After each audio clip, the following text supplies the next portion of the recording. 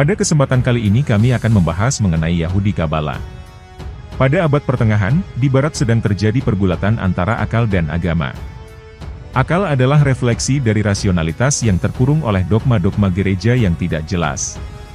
Pada abad pertengahan, di Barat sedang terjadi pergulatan antara akal dan agama. Akal adalah refleksi dari rasionalitas yang terkurung oleh dogma-dogma gereja yang tidak jelas. Pada akhirnya akal berhasil menyingkirkan iman, akibatnya Barat menjadi sekular.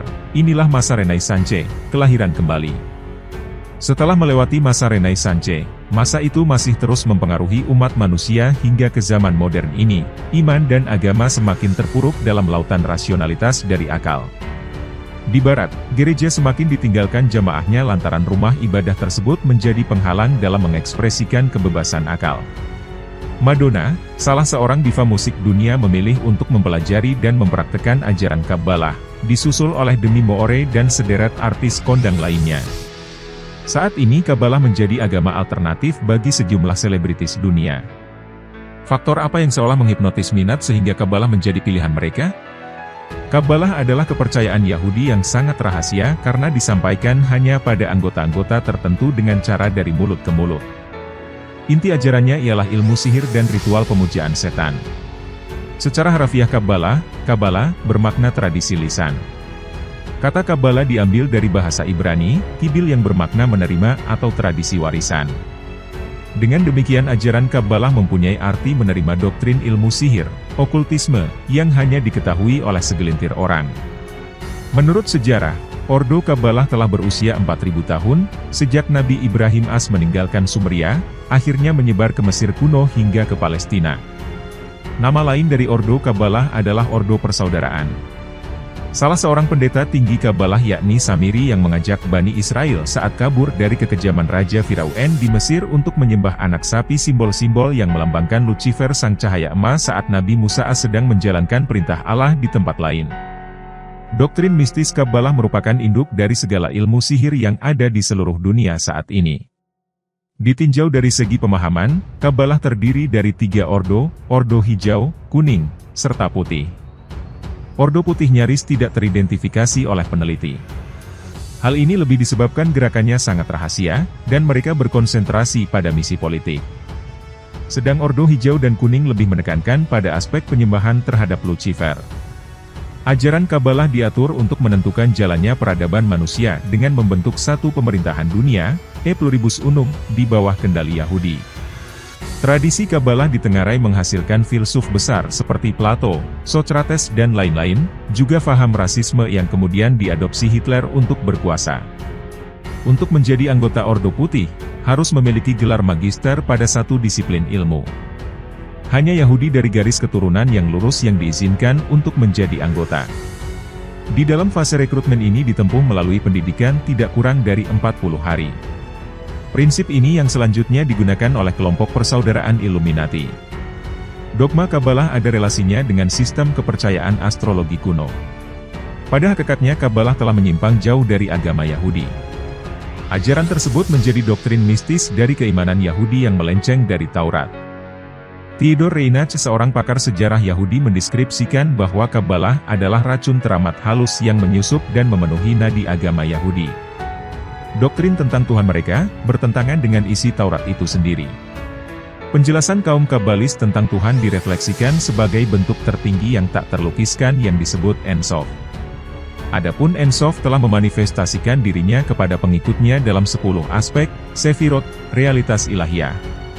Ke-10 aspek tersebut yakni, Keter Elyon, mahkota tertinggi, Hokmah, kebijaksanaan, Binah, akal, Hesed, cinta atau pengampunan, Din, kekuasaan, Rahamim, kasih sayang, Netzah, keabadian, Hod, keagungan, Yesod, fondasi, Malkut, kerajaan, Sehinah. Kaum Kabbalis tidak memaksakan falsafah-falsafah mereka, tapi bagi mereka simbol dan mitologi jauh lebih mudah dalam menunjukkan keberadaan Tuhan menurut mereka. Ketika berakhirnya kekuasaan para Kabbalis Romawi di Palestina, para pendeta Kabbalah memutuskan untuk merekam tradisi mereka lewat papirus agar dapat diwariskan kepada generasi selanjutnya. Tugas tersebut diamanahkan pada Rabbi Akiva ben Joseph, seorang ketua Majelis Tinggi Pendeta Sanhedrin, serta seorang kepercayaannya Rabbi Simon ben Joachai. Kitab suci Kabalah terbagi dalam dua buku, Sefer Yetzirah, Kitab Penciptaan, dan Sefer Zohar, Kitab Kemegahan. Zohar penuh dengan ayat-ayat rahasia. Ayat-ayat tersebut hanya bisa dipahami melalui Kitab Yetzirah. Di Eropa beberapa abad setelah Masehi muncul Sefer Bahir, Kitab Cahaya. Kitab suci Kabalah ditulis dalam bahasa Ibrani, selanjutnya diterjemahkan ke dalam berbagai bahasa. Rujukan kaum Kabalis tersebut berisi ajaran suci bagi kultus sesat dan penyembahan terhadap iblis. Teologi Kabalah tersusun dari mitologi paganisme dan menjadi dasar dari kemerosotan agama Yahudi. Klaim Kabalah bahwa manusia bertanggung jawab terhadap keberadaannya. Kabalah merepresentasikan bahwa manusia menjadi suci setara dengan Tuhan, dalam istilah modern dikenal dengan faham humanisme. Penganut Kabalah menggunakan simbol-simbol. Organ lelaki disimbolkan dengan phallus, lingga, perlambang kekuasaan regeneratif. Organ wanita dimanifestasikan oleh yuna yang melambangkan kesuburan. Lain halnya untuk menjelaskan struktur hierarki, mereka menggunakan segitiga dan piramida. Para elit Kabalis berada pada puncak piramida yang menguasai massa yang menopang bangunan tersebut, diadopsi menjadi sistem kapitalisme. Teologi Kabalah merebak ke seluruh dunia.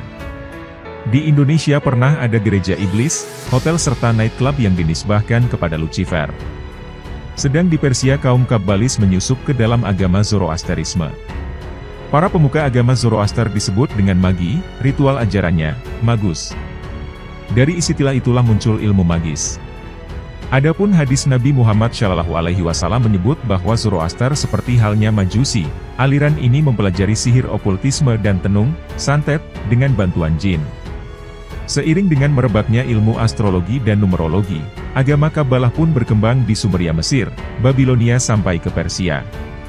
Di Palestina ajaran Kabalah menyebar dipimpin oleh Herodes II, gubernur Romawi serta dua orang pembantunya, Ahiram Abiud dan Moaf Livai. Mereka melawan ajaran Yesus. Kelompok tersebut berupaya membangun kembali Haikal Sulaiman di Yerusalem. Majelis Kuasa Rahasia Kabalah yang dipimpin Herodes II memerintah untuk menyembelih Nabi Zakarias, juga membunuh Nabi Yahya-As dan meletakkan penggalan kepalanya di atas nampan. Ia juga mengeluarkan dekrit hukum mati terhadap Yesus, Nabi Isa-As. Dalam waktu singkat, Injil versi Kabalah berkembang ke seantero Kekaisaran Romawi dan menjalar hingga ke Eropa. Majelis tersebut juga mendirikan The Knights Templar yang merupakan cikal bakal struktur hierarki Kabalah yang diadopsi menjadi sistem kapitalisme dari gerakan Freemasonry dengan cara menyusupkan anggotanya sebagai seorang Kristen Katolik yang berperan sebagai ordo militer dalam Perang Salib. Terima kasih sudah mengikuti video-video kami, jangan lupa share, like dan subscribe agar bisa selalu mengikuti update video dari kami.